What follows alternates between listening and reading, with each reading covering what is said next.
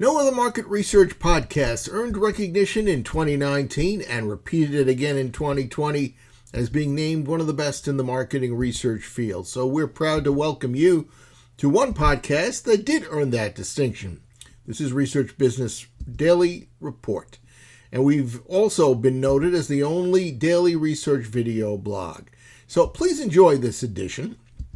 And if you do, and you continue to watch us regularly, please consider supporting us and this Research News video series. You can see on the screen right now how to do that.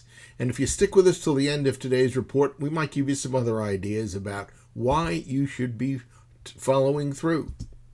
I'm Bob Letter, and now in my 26th year as the respected voice in market research.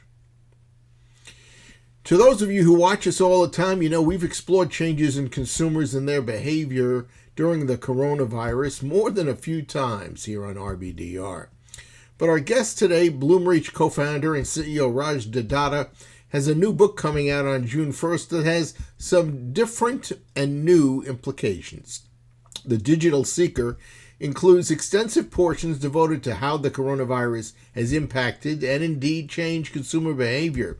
But it also delves into companies and how and why some have become winners and others losers during the coronavirus. We began by asking Raj why he wrote the book. I had the great privilege of working on behalf of Bloomreach with almost a quarter of e-commerce here in the US and the UK. So what that gave me is a great view into everything, all the winners were doing and all the losers were doing to win in digital. And what I kept getting asked is, well, why do the winners win and why do the losers lose? And what do we need to do to build magical winning experiences for customers? And I thought, well, let me distill those insights into the kind of very practical book that answers that question. Why do people win? And so the Digital Seeker is really an answer to that question and a practitioner's guide for how to then build these incredible experiences. About midway through the book is when we started to hit the lockdowns and the coronavirus became very real in all of our lives. And fortunately, the thesis of the book, which very much is about the digital seeker, the changing consumer habits around seeker versus customer, which we'll talk about, I'm sure, here in a bit, those trends became even more real in people's lives. Digital wasn't just the thing I do on the side. It became the only thing I do in order to reach my customers and drive my business. And so the urgency in some ways of the book that we were writing became even more critical than ever before because of the pandemic. It was the lifeline, digital. But equally, it was also clear that there were changing consumer habits, changing business practices, changes in the supply chain, all kinds of macro trends that were upending our lives and upending businesses across the globe. And so we made sure to sort of address that very head on as a part of the book in terms of both what has changed forever and what has changed episodically post-pandemic.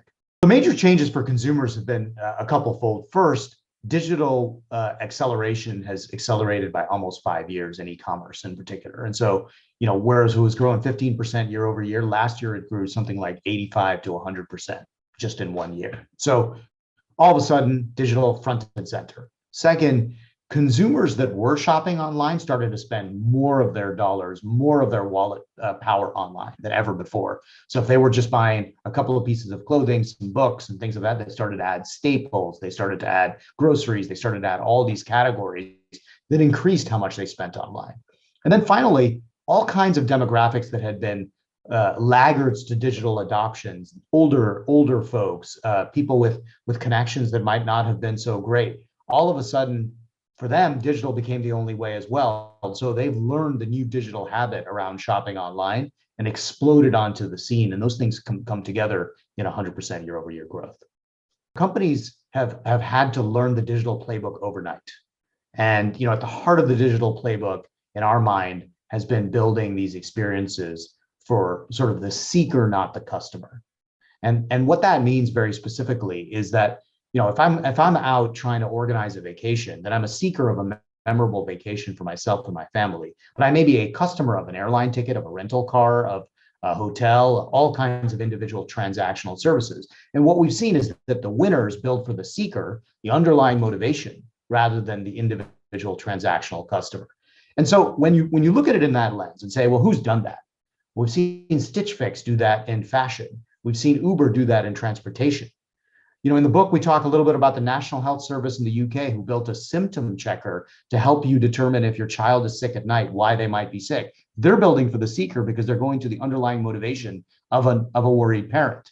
And so there are winners across the board who are rethinking digital, but so many organizations aren't prepared.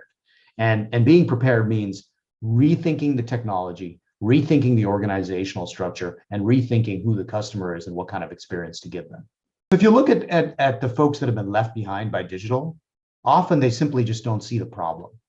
And what that means is that they're running the old playbook, the classic Blockbuster versus Netflix story of I was selling these things online or renting out DVDs forever, and then all of a sudden online comes and takes over. So instead of thinking about their business as I'm in the DVD business, they should have been thinking about their business as I'm in the entertainment business of giving the best entertainment experience ever. If they've looked at it through that lens, they would have said, well, digital now allows me to upgrade that experience and build the quality of experience that a Netflix can now go out and build. And so the people who don't get it often start because they simply are very transactional in serving customers and selling DVDs, instead of saying, what's that underlying motivation? What is the person really seeking? Oh, a great entertainment experience. I'm going to define my business that way. So that's always the starting point is, do you understand what business you're in the first place? And then the second is, of course, once you understand that, you still have to succeed and compete. And that usually comes down to technology on one side, capital on another side, and organization on the third side. And I've seen failures where people do get the problem, but don't get the execution right in terms of how to tackle that problem most effectively. As a result of the pandemic, there's a lot of unnoticed winners. And examples of that, Target and Walmart, actually their share online grew even faster than Amazon did. So they've been big winners.